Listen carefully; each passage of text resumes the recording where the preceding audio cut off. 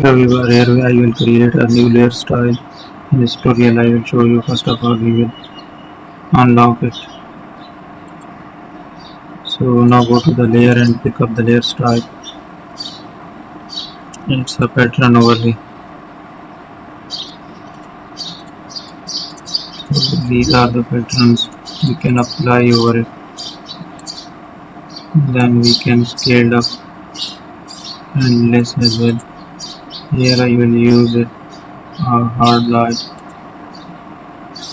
Then we will choose the opacity of it.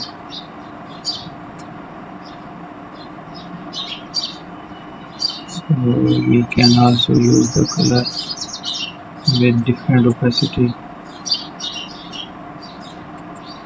Also we can use the gradient on that structure.